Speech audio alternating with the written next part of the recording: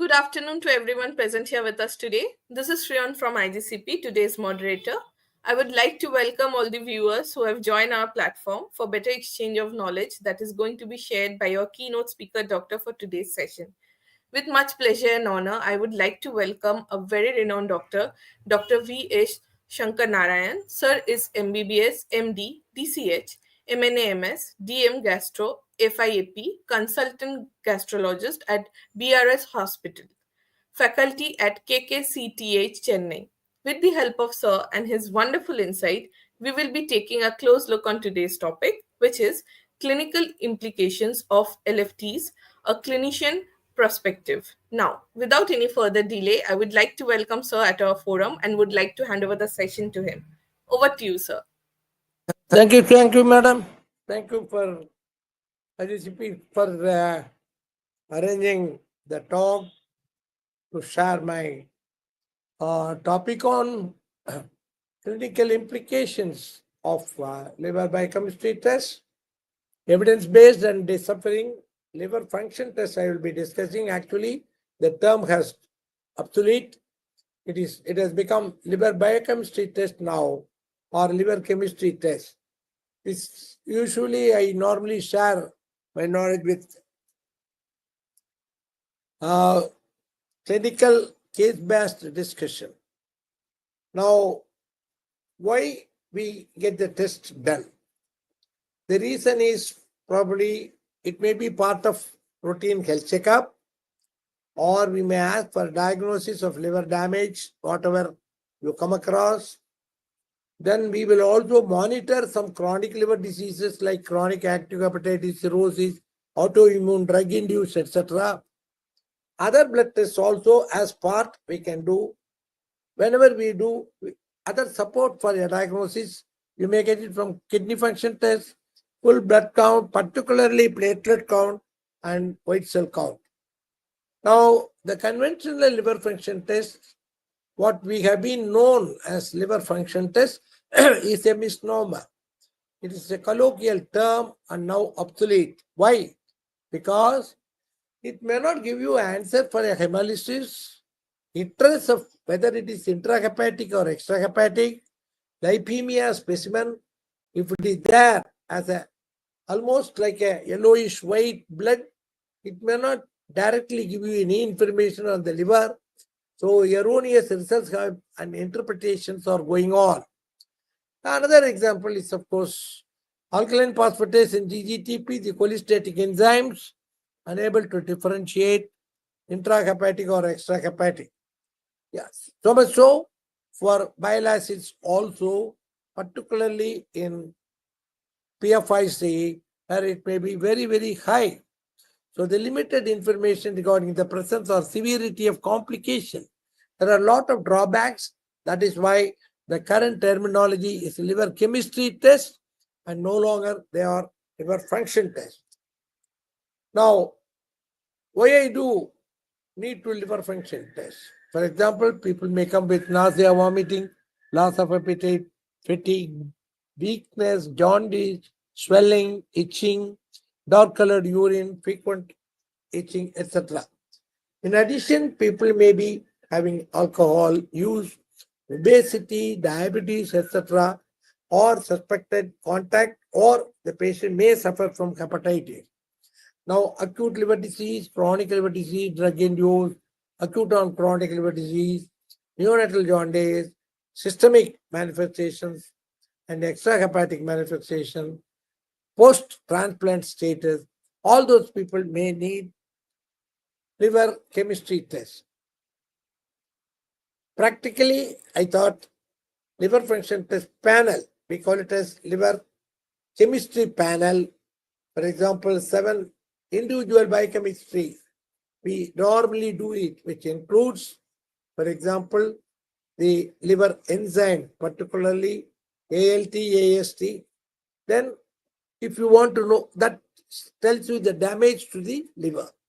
If you want to know something like obstruction, then cholestatic enzymes, alkaline phosphatase and GGTP, we will ask for it. In case you want to know the status of the liver, how bad it is, whether it is manufacturing albumin or the vitamin K. We would like to know albumin prothrombin time or international normalized ratio may help you to know the severity.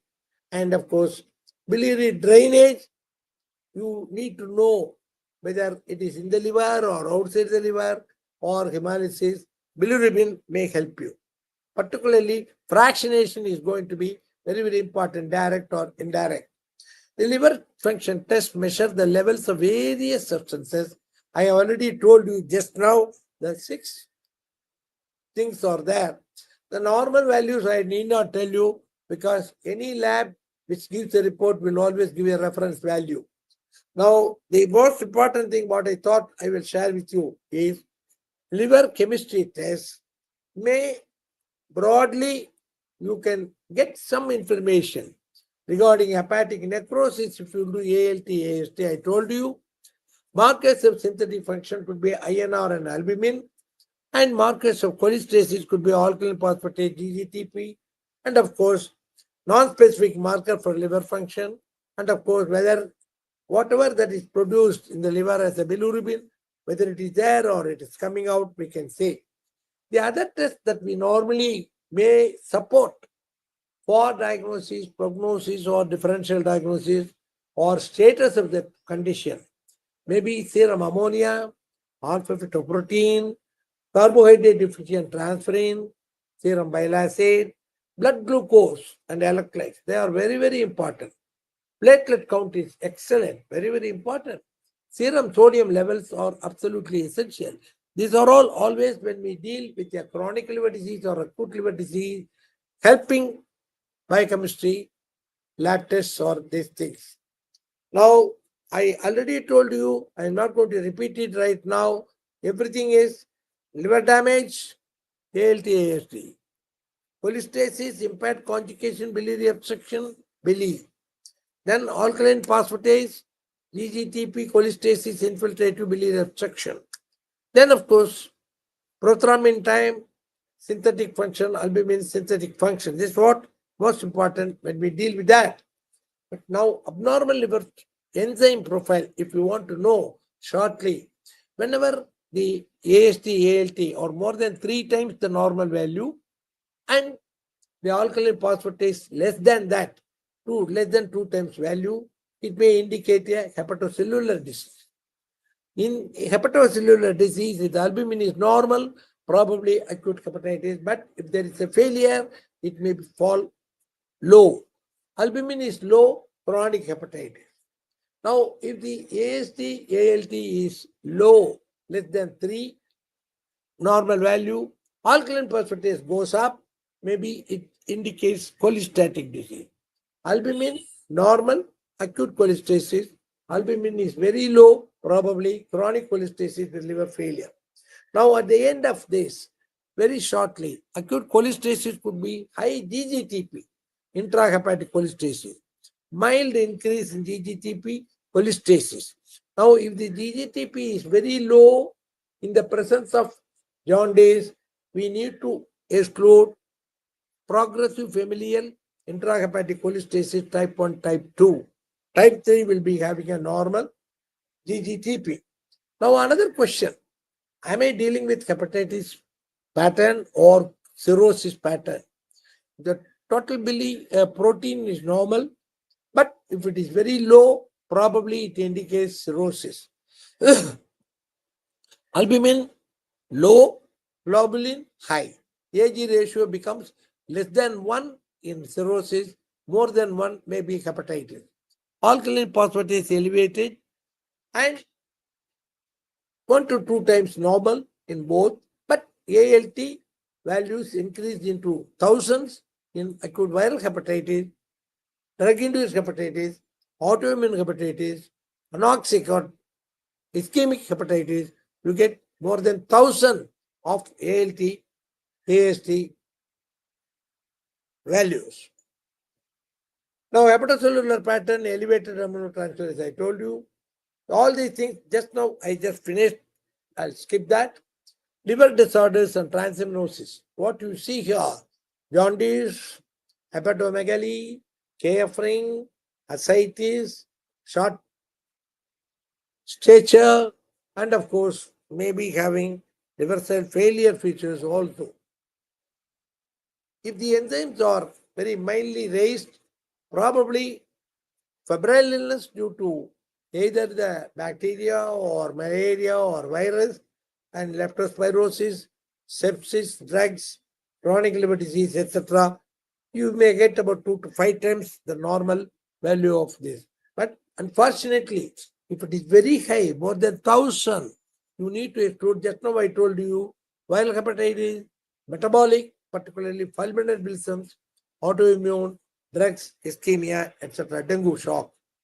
Now, abnormal alkaline phosphatase, high values, cholestasis, granulomatous liver disease, drugs like antibiotics, immunosuppressants, etc., rickets, bone metastasis, infiltrate diseases. But alkaline phosphatase can be low in Wilson's disease, severe hepatic insufficiency, hemolysis, zinc and hypothyroid state. Now, what is GGTP in liver function test? That's a very, very important thing. People may not attach importance. It's better we know little more. GGTP or gamma GGTP is an enzyme found in various tissues, including liver. In the liver function test, GGTP is measured to assess the liver health. Elevated levels of GGTP in body may indicate liver or bile duct problem. A GGTP test is often used help to diagnose the liver disease, cholestasis, PFIC. I told you PFIC will be very low with GGTP in type 1, type 2, high in type 3. Figure out if the liver damage is due to the liver disease or a bone disorder. Also, it helps you. Check the blockages in the bile duct. Monitor alcohol. This is a very important thing, particularly may not be pediatricians interested, but adults. You wanted to know whether he has taken recently alcohol. If he bluffs that he has not taken, GGTP will give you the answer. If it is very high, probably he has taken very recently. Drinking alcohol increases GGTP levels, but autoimmune disease, etc., also you may have to think. In general, higher GGTP level, greater the damage to your liver. Liver conditions that can cause elevated GGTP may include hepatitis, particularly cholestatic type, alcohol, cirrhosis, etc. Now, this I have already told you. You will know whether he has taken recently by doing a GGTP. That's a very, very specific one.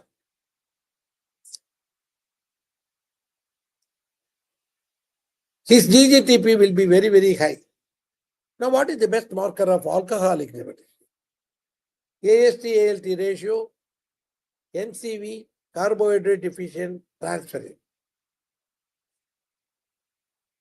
The CDTT combined with particularly GGTP above 80 to 90% in identifying alcohol. The definition of one standard alcohol drink, probably if he takes 14 grams of alcohol daily. In men, consumer of more standard drinks in any single day is considered significant alcohol intake. So coexisting these factors may be NAFLD due to fatty liver, such as obesity, diabetes, hepatitis C, will throw out a severe alcoholic liver disease, particularly if he takes alcohol without control. Now, liver enzymes not very useful to say whether he has taken alcohol or not. It only tells you that alcohol might have damaged the liver. AST is typically 2 to 3 times greater than ALT in these people. Remember that. Majority of times, the levels of AST and ALT will not rise more than 5 times. If the liver cells are more than 8 to 10 times upper the limit, a second diagnosis has to be made, and you need not go on breaking your head to rule out only alcohol. Another group to diagnosis is, of course, GGTP, I told you, which will be very, very high. If a patient has low serum albumin, low platelet, high prothrombin time, probably he has alcoholic fibrosis or alcoholic chronic hepatitis and cirrhosis. You need to rule out these people. Biomarker like a GGTP and or MCV improves sensitivity significantly. Elevated INR and low albumin suggests advanced liver disease. That's what is very, very important in these people.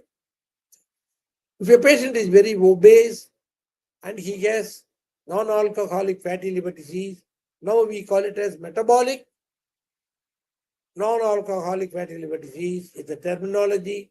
It's no longer NAFLD. So currently the most commonly used markers are you just do an ultrasound, you see the echogenic pattern and of course fatty liver. Aminotransferase and gamma GTG are useful tests. Aminotransferase has been marker of liver fat accumulation. Then you can do ALT. In these people, advanced liver disease probably is associated with significant fibrosis as you do it in fibroscan, and enzymes may be high in alcoholic hepatitis. GGTP is often increased even in NAFLD like your alcoholic liver disease. For practical and histological and management wise, alcoholic fatty liver disease and non-alcoholic fatty liver disease behave more or less same if particularly the patient has got a central obesity. I will not go in depth about this because it's not a very important thing for a practitioner. We call this as a FLI, that is fatty liver index, with a component of BMI, weight difference, serum triglycerides, and serum GGTP. The liver function test in hemolytic disease, the increased bilirubin will be often unconjugated bilirubin. The urine may not contain bile pigment. The serum bili concentration usually exceeds 4 milligram, rarely exceeds 4 milligram. It's often less than 5 milligram, and direct bili is often less than 1.5 milligram. The LDH may increase due to lyzed erythrocytes. Mildly elevated AST is of course LDH and ASD ratio may come across, but we don't do that much. It's enough if you see, look for a unconjugated hyperbilirubin and A bilirubinemia in urine, and the jaundice is mild. You have a spleen, family history will give you more information regarding hemolytic biochemical tests. Now, this little in depth, I do not want to go into this. I'll go to the liver tests in acute hepatocellular necrosis and alcoholic hepatitis. How do you know? Bilirubin, both fractions are elevated. Peak usually follows aminotransferase bilirubinemia, and so acute hepatocellular. Both fractions are usually elevated, and bilirubinemia is also there in alcoholic. Aminotransferases more than 500, and usually in acute hepatocellular necrosis, they are more. The AST-ALT ratio more than 2 suggests alcoholic, probably hepatitis and cirrhosis. Alkaline phosphatase less than 3, alkaline phosphatase here also same more or less. Albumin level is often decreased in alcoholic. Prothrombin time is often fails to correct the parenteral vitamin K, and that may tell you some idea to differentiate these two. The liver chemistry test and clinical implication, if you want to know, I already told you, this is a summary. You take into account AST-ALT ratio. More than 1 indicates liver injury, more than 2 indicates alcoholic liver disease, and more than 2 also in NAFLD or cirrhosis or Wilson's disease acute. If you want to know about cholestasis, alkaline phosphatase, GGTPs are both high, and synthetic function, albumin and prothrombin time are abnormal in acute liver cell failure with altered dysfunction. Now, non-specific marker, of course, is bilirubin. If the conjugated is high, it indicates probably obstruction or liver disease. If the unconjugated is high, that indicates hemolysis.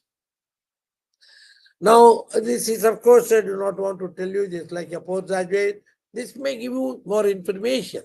The summary of enzymes, if you want to know, cholestasis, alkaline phosphatase high, AST high, but alkaline phosphatase is almost very, very high.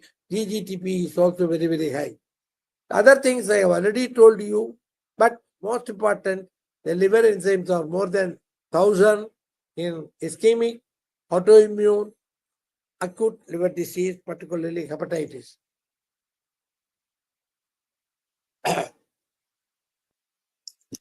The other things that one can know, clinical relevance of serum protein, in what way it is important. That's a very important for a synthetic function. As protein, albumin is manufactured in the liver, the normal is more than 3.5 grams per deciliter. It indicates normal liver function. In chronic liver disease, active with portal hypertension and jaundice, low albumin levels predisposed to ascites and edema. The cause for ascites is due to low albumin. It need not be due to portal hypertension, but portal hypertension limits the fluid in the abdomen. Reversal of AG ratio more than 1.1 or less than 1.1. Less than 1.5 is associated with low albumin, and of course, high protein level could indicate dehydration, multiple myeloma, very, very rare. Don't worry about it. Now, prothrombin time, I already told you, INR is more important. If INR value is more than 1.5, liver biopsy should not be done. If it is more than 3, patient is likely to be taken up for OLT, transplant. In case of acute viral hepatitis, very high enzymes, but patient continue to remain normal, prognosis and outcome may be good. A clotting time of 25 and 35, if it is between, of course, probably PTTA also may help you to find out the severity of these people. The INR is supposed to give you very good prognostic marker. A reduction in platelets is also most important. Almost in most of the chronic liver disease and advanced liver disease, you have persistent thrombocytopenia. It is probably because of the manufactures from this which control the platelet is abnormal. The platelet count is parameter. The FAB score, non-invasive, AST, ALT, platelet levels are all used for liver fibrosis.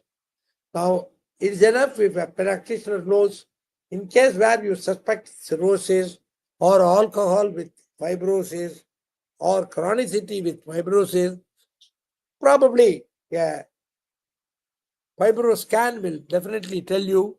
If the FIB score is less than 1.5, it indicates absence of cirrhosis. If it is more than 3.25, probably it indicates cirrhosis. I'll give you rapidly the case scenario. 15-year girl, anorexia, epigastric pain, loss of appetite, fatigability, mild jaundice, urine is becoming yellow. The patient was not immunized for hepatitis A and B. If you go through the series of tests, the liver enzymes, particularly ALT and of course, or GGTP or and ALT and AST are very, very high, more than 1,000. And of course, alkaline phosphatase is also high. And prothrombin time appears relatively normal. Urine shows bile pigment. The diagnosis is, of course, is acute viral hepatitis, HAV or HCV, usually. If the patient goes in for liver cell failure, the INR is more than 4, total belly may be more, acute age is less than 2 years, it's a bad prognosis. WBC count, particularly if there is a leukocytosis of more than 9,000 cells per cubic millimeter, they are not indicative of a healthy liver. Probably you may have to take them for liver transplant. There are 4 jaundice patients here, but breast milk jaundice may continue for months, up to 3 months. And if you see the enzymes are normal, the alkaline phosphatase is slightly high, DGTP is also normal, but the if you take the unconjugated bili, maybe little low also, and conjugated bili may be high. That's the one. The second baby was born normally, grows well, but stool and urine becomes persistently yellow and white, respectively. Yellow and white, persistently urine and stool, and the child has got prone for cirrhosis. Then you think of biliary atresia. Now, ultrasound fasting will help you. The gallbladder is not palpable, gallbladder is not visible, and you look for triangular cord sign and echogenic liver.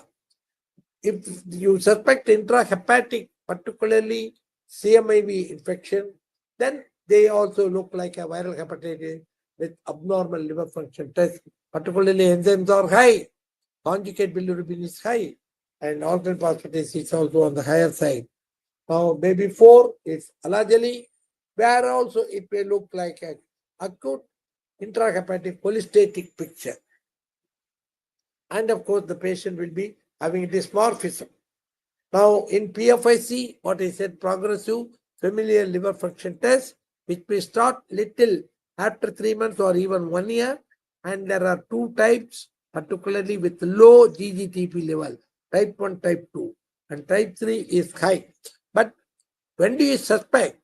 This is the one condition where whether the patient is citric or not, they will have intense itching. That's what is more important. In these people, what is that more important? The serum bile acids will be very high. You see the diaryl bilirubin is also very, very high. And alkaline phosphatase, GGTP may be high. But the only thing is in type 3. In type 1 and type 2, the GGTP is low. Now, this particular child came with fever, jaundice, high colored urine, fatigue, itching, etc. And now, serum markers for viral hepatitis is negative, and the Wilson screening is also negative. The child did not have KFRA. Autoimmune marker we did, it was positive, particularly ANA and SMA positive. But the LKM is negative. The IgG levels, immunoglobulin G, is very, very high. Elevated AST, ALT more than 10 times was found now and then. The doctors check ALT, AST level to follow the progress and how it responds to treatment. Gamma globulin at least 2 times the upper limit of normal. Primarily, I told you, very, very high of IgG. Seropositive results will help you to say whether it is probably autoimmune or not.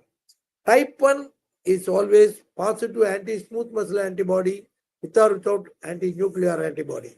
Whereas type 2 autoimmune disease, you may have microsomal anti-LMK1 type is usually positive. This particular child, as you see here, has got a elevated enzymes as well as cholestasis, and the AG ratio appears to be relatively better. So this particular child was diagnosed as autoimmune hepatitis type 1. Regarding Wilson's disease, it should be on the high degree of suspicion, family history, CP3 positivity, usually diagnosed after 4 years of age. They may present as acute hepatitis, chronic hepatitis, cirrhosis, neurological, renal, etc. manifestation. But the screening test for diagnosis is ceruloplasmin is usually less than 15 to 20 milligram.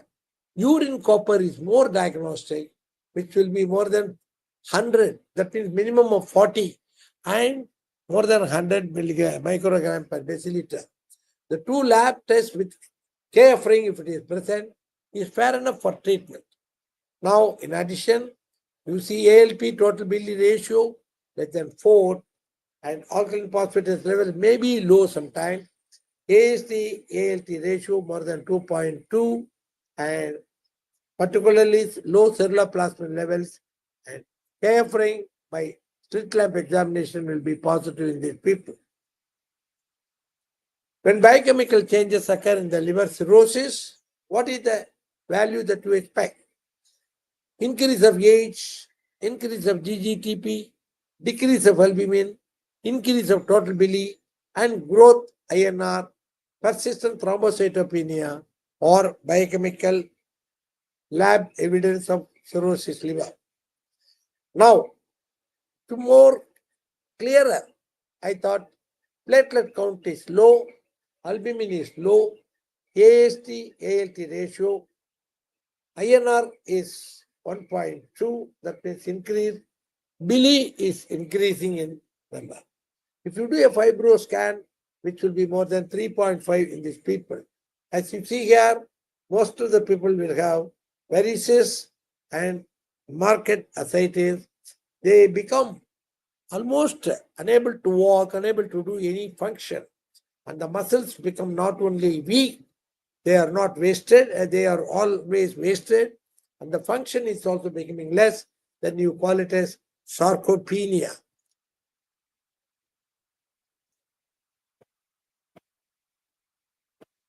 Prognosis is a very, very important. Every mother is going to ask you, will my child be all right? How is the child? That's what they are going to ask you. Ultimately, whatever may be the clinical presentation. 5 parameters: ascites, encephalopathy, bili, albumin, and INR. Now, if you feel that the patient does not have ascites, the child does not have, or adult is not having any encephalopathy or even minimal hepatic encephalopathy, bili is less than 35 or less than 2 milligram, albumin is above 3.5 milligram, 3.5 grams per deciliter, INR is also less than 1.5. If you say, then the patient comes under the 1 point you give. It comes to probably the total of 5 to 6. Then child's Fuchsia is a well compensated liver. Now, suppose on the other extreme, if the ascites is intractable, refractory to treatment, encephalopathy is severe and intractable, comatose, bili is very high, and albumin is very low, AG ratio comes down, and INR is also going up. Then it comes under child puts B. Anything in between, you put it under the, it can be reversible, then the medical treatment is there. What I wanted to know in the prognosis is, if the patient is having probably child puts A, then gastroenterologist, hepatologist, without transplant orientation, we can treat. If the patient comes under push C, you hand it over to transplant people. Suppose if it is child push B, even if they cannot afford for any treatment further, then probably we need to be in touch with the hepatic transplant people and try to manage as far as possible. Now, normal liver chemistry test need not mean absence of liver disease. Serum transaminases, synthetic liver function may be transiently or intermittently normal. In chronic hepatitis, well compensated cirrhosis, non-cirrhotic portal fibrosis, mesotoxicity, the liver function may be normal, but clinically they may not show dysfunction. Abnormal liver chemistry tests need not always mean liver disease. Classical examples, serum bili, Gilbert's, and of course, growing children with elevated SAP, mild elevation of transaminases in myopathy, and prothrombin time in vitamin K deficiency, ammonia in urea cycle defect, hypoalbuminemia in other extrahepatic manifestations, hypoglycemia and septicemia, all these things. The liver functions are abnormal, but that does not mean the liver is abnormal. Now, there are situations where like drug-induced hepatitis, acute liver cell failure in ICU like paracetamol toxicity, persistent progressive jaundice, chronic liver disease, acute cellular rejections, all those things. You need to go on doing repeat tests. This is what I thought I will share with you the indication. This particular child, undernourished, frequently falls ill, investigated by pediatrician, many doctors in the institute, and of course, routine LFT 3 weeks after ATT, and you find this type of, they have given some ATT also. The liver function test, particularly the enzymes are very high, but GGTP is normal, and albumin is normal, globulin is normal, INR is normal. Are something fantastic? So enzymes are high, but all synthetic functions are normal. Now we made a diagnosis. Probably this particular child repeatedly having a chronic problem. So chronic hepatitis is the name given to this. That particular child came to this stage to us in the gastro department. We did a workup. HbA, HCV, serum ceruloplasmin, ultrasound abdomen, autoimmune markers, everything was done. During consultation, the child slips and fell down, as you see here, from the chair by mistake. Mother was going on worried. What, doctor? My child is suffering. But it's not only suffering from disease, it's also suffering from diagnosis. What is going on? Nobody is able to give any diagnosis. As soon as we saw this particular child slip down and we found what is there.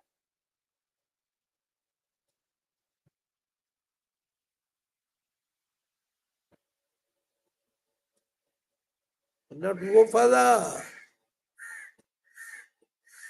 What do you see? This particular child is unable to get up.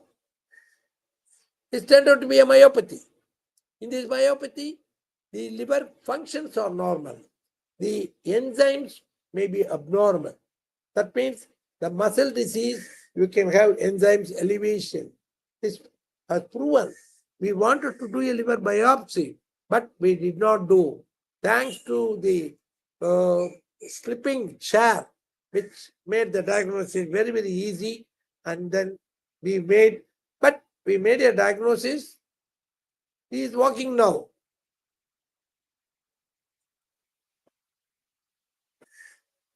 So what is a change in the diagnosis? We did Gover sign is positive. We did the CPK level, which was very, very high. From chronic hepatitis, we have to make a diagnosis of muscle disorder. But finally, we made a diagnosis of Duchenne muscular dystrophy. But happy for making a diagnosis, but sad for prognosis. That's what I thought I will share with you. Thank you so much.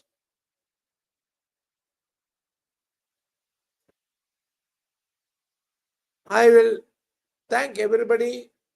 And if there are any questions, I'm eager to answer you. Thank you. Thank you so much, sir, for this wonderful presentation. We do have some question if you like to take that up. Yeah.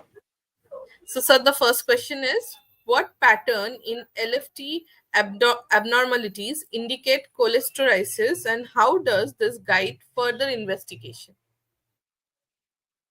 For cholestasis, the urine will be dark yellow. The stool may be pale. If there is going to be bent up bile, it is excreted in the skin, so they have intense itching. And the jaundice will be almost greenish yellow, depending upon the duration and severity. If you really want to know the lab test, the conjugated hyperbole is more than the unconjugated, and the enzyme, the bili need not be very, very high because there is not much of liver damage. The second thing, of course, is alkaline phosphatase and GGTP. The cholestatic enzymes will be very high. Urine may show bilirubin and bile salts will be positive. In addition, if you really want to know, ideally we go ahead with ultrasound fasting to know the gallbladder, to know about the patency of bile duct, to know about the cholestatic bile ducts which are dilated inside if there is an obstruction, and we know. In these cases, if there are still you do not know anything, we may have to do an MRCP or endo ultrasound to know what is the cause, and you can do a biopsy through endo ultrasound or through ultrasound guided biopsy or simple direct biopsy by directly one can do the cause, you can find out. Usually these are the things that we do for a cholestatic jaundice. I hope I have answered. Yes, sir. There is one last question, sir. When should LFTs be repeated and how often should they be monitored in chronic liver condition? Chronic liver condition is almost more or less permanent, particularly if there is cirrhosis. If the patient is within the range of coming to the lab, you can do it, review clinically, find out whether clinical deterioration. If there is no clinical deterioration, then probably if the child has got any other thing, if they are not having any liver cell failure, you can do it once in 6 months. There are Wilson's disease, autoimmune disease, etc. We do once in 6 months disease for treatment. Suppose if the patient is far away and unable to see, come back, you can ask them to get it done locally and then send the report in WhatsApp. And there are situations now, if you are able to see the WhatsApp video of the patient and see whether the abdomen girth is almost decreasing, not increasing, there is no recurrent GA bleed due to portal hypertension, probably you can monitor through WhatsApp also as frequently as possible. The patient must be in a position to reach the doctor either in WhatsApp with photos or sending messages through WhatsApp and information do. The answer for this is how often you do the repeat test. The repeat test can be done once in 3 months, 6 months, or 1 year, depending upon the situation of the patient. Thank you. Alcoholic, we need to do at least once in 2 weeks. Liver disorder due to drug induced, we will be doing it once a week. We repeat the test. I think I have answered the question, madam. Thank you so much, sir, for Thank answering all you. our questions. That's all from our Right. audience. Before Yeah. concluding, sir, any take-home message from your end? The take-home message is, of course, is the missing a viral hepatitis early, just because the child has got vomiting, abdominal pain, and you have to look for urine first. Urine bile pigment is the early indication than eye finding. So in these people, better if you are sitting in a fluorescent lamp, you may not be able to do. You have to do bile pigment test or put it in a rice. If the rice becomes yellow, that's a simple test. Grandmother always does it wisely. The second thing, breast milk jaundice can be prolonged, where it may simulate a prolonged physiological jaundice. Any child with high colored urine with diaper staining and the abdomen is becoming large, the eyes are yellow, particularly less than 2 months, you should not miss biliary atresia. If you miss it, probably most of these children will end up with liver transplant. I thought I will share with you very brief as a pediatrician, and of course we have touched adults also. Thank you, thank you, thank you. Thank you so much, sir, for joining us today. With your permission, I would like to conclude today's session. Thank you. Okay, madam. I'll end up.